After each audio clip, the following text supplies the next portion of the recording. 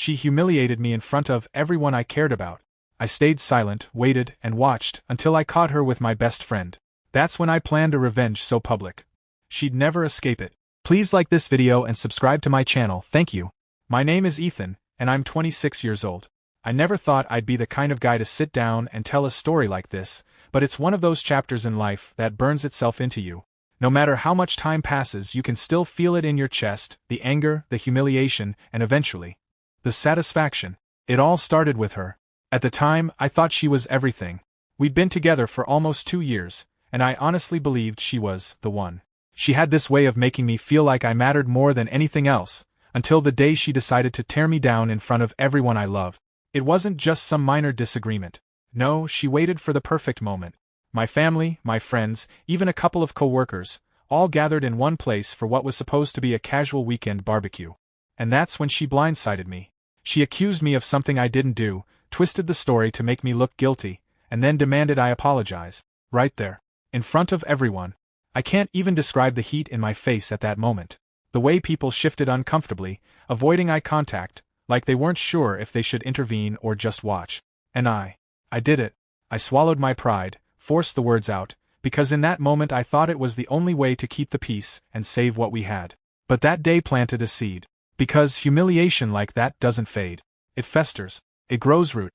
And when you finally see the person who caused it for who they truly are, those roots become something sharp. For a while after that barbecue, I told myself it was just a bad day, that maybe she'd been stressed or upset and didn't realize how deeply she'd cut me. I even convinced myself that swallowing my pride was mature and healthy for the relationship. But that moment stayed with me. It sat in the back of my mind like a splinter I couldn't pull out. Every time I saw her smile at me, I wondered if she was smiling at the man she loved. Or the man she'd publicly humiliated and thought would never push back. In the weeks that followed, I started noticing things I hadn't before. The way she always kept her phone face down. The sudden bursts of girls' nights that she'd never mentioned until an hour before leaving. The way her laughter sounded lighter, but not when she was with me. And then there was my best friend, Ryan. We'd been close since high school, practically brothers. He was always around, and she seemed fine with that. In fact, she seemed a little too fine with it. They'd exchange quick looks when they thought I wasn't paying attention. They'd have inside jokes I didn't remember being part of. At first, I brushed it off. Paranoia wasn't going to help anything. But deep down, something was shifting.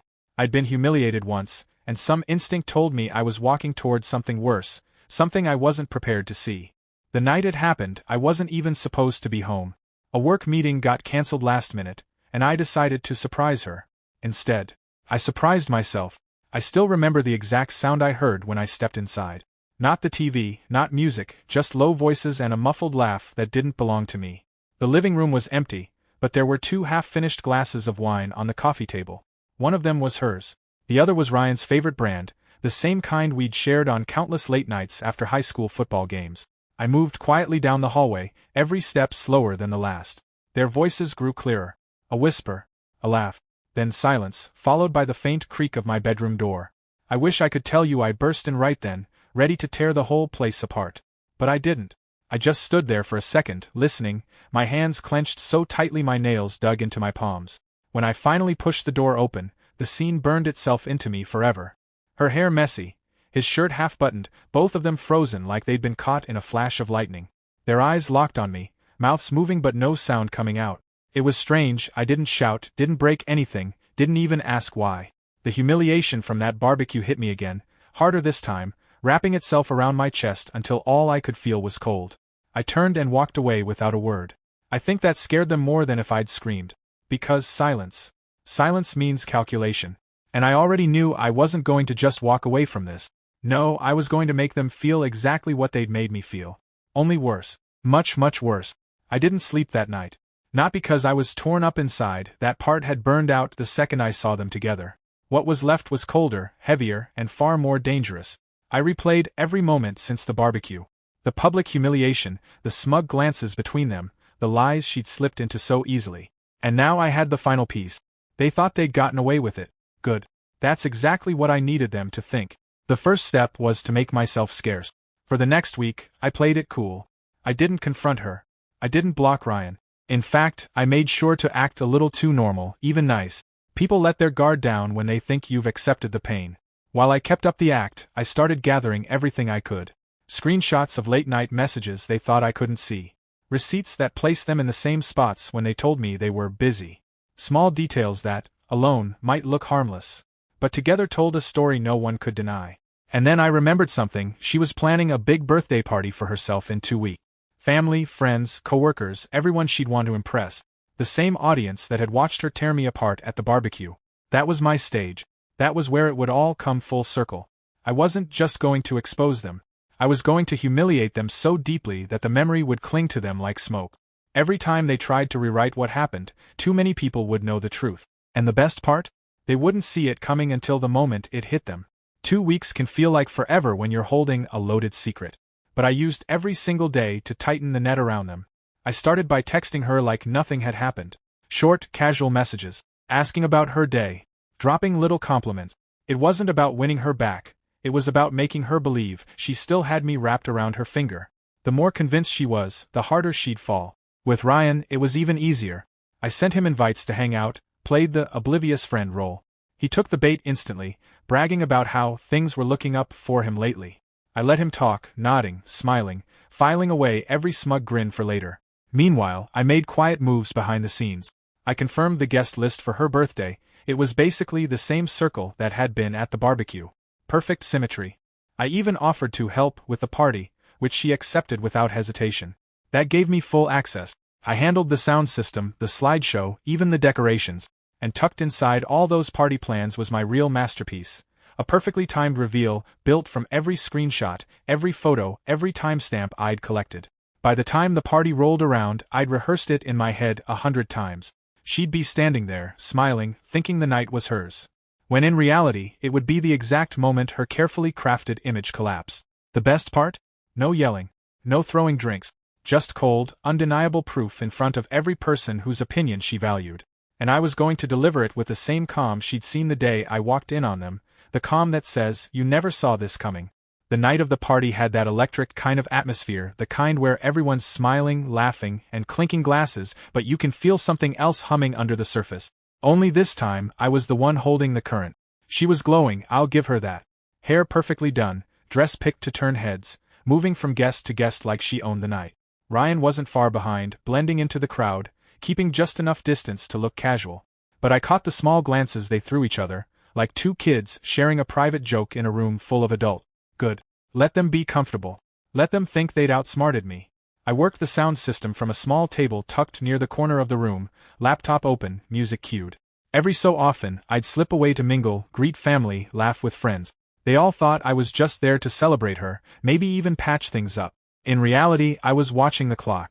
The slideshow, the one she thought was a collection of memories I'd put together for her, was scheduled for exactly 9 p.m. sharp. At 8:45, I gave the DJ the nod to lower the music. People started gathering toward the front, curious. She caught sight of the big screen being set up and clapped her hands together in fake surprise. You didn't, she mouthed to me across the room, smiling wide. I just smiled back, my face calm, steady. Inside, my pulse was a slow, deliberate beat. At 8:59, Ryan grabbed another drink and positioned himself near her. She leaned in, whispering something that made him smirk. The crowd quieted. The lights dimmed. And I thought to myself, here we go. The first few slides were exactly what she expected, smiling photos from vacations, dinners, and group hangouts.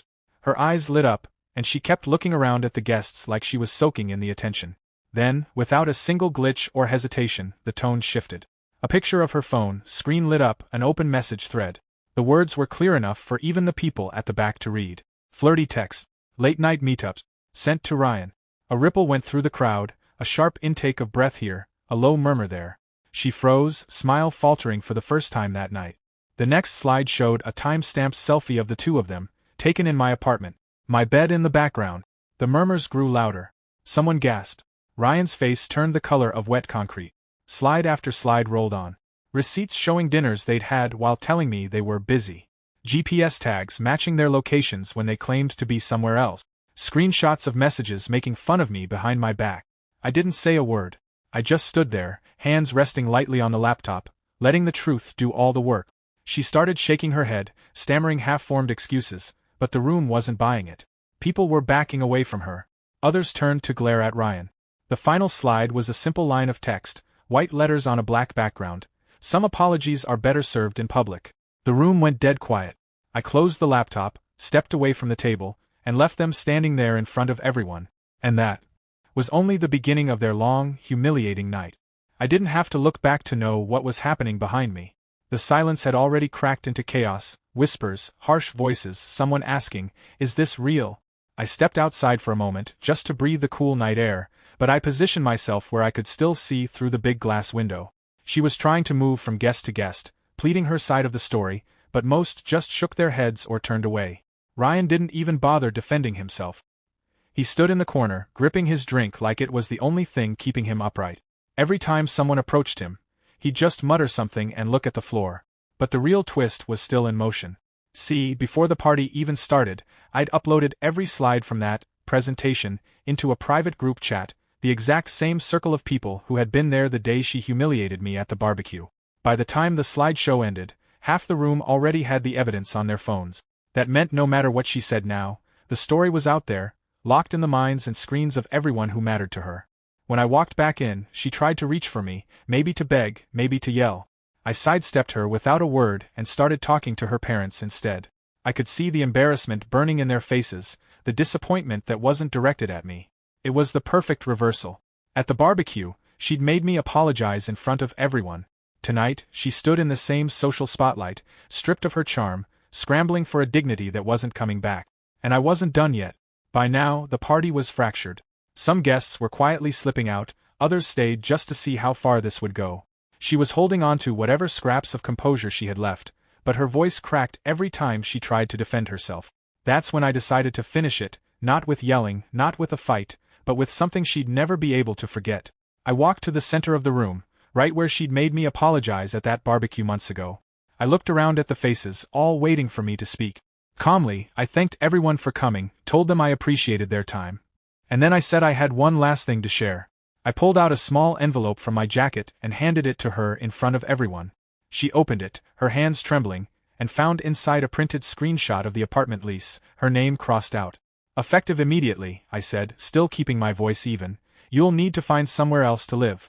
And no, Ryan's not an option. His girlfriend already knows everything too." The gasp from the crowd was instant. Ryan's head snapped up, eyes wide, as if he'd just realized I'd set my sights on him as well. Then I turned toward him and casually mentioned that the screenshots had also been forwarded to his employer, a place with a strict morality clause in their contracts. The color drained from his face completely. I didn't raise my voice once. I didn't need to. The room was watching two people unravel in real time, their social circle collapsing around them, their future plans shattering before they even hit the floor. And that was when I knew the scales were balanced. The party didn't recover after that. Conversations turned into whispers, whispers into quick exit. Within 20 minutes, more than half the guests were gone. The ones who stayed weren't there to celebrate anymore, they were there to witness the wreckage. She stood by the kitchen counter, clutching her phone like it might save her. But every vibration was just another notification she didn't want to see, group chats lighting up, social media posts already spreading the story. Ryan left first, head down, walking straight past her without a word. He didn't even try to salvage whatever fantasy they'd been living in. She watched him go, and for the first time all night, her expression cracked into something real, panic. I stayed just long enough to make sure the message had sunk in, then picked up my jacket and walked out into the cool night.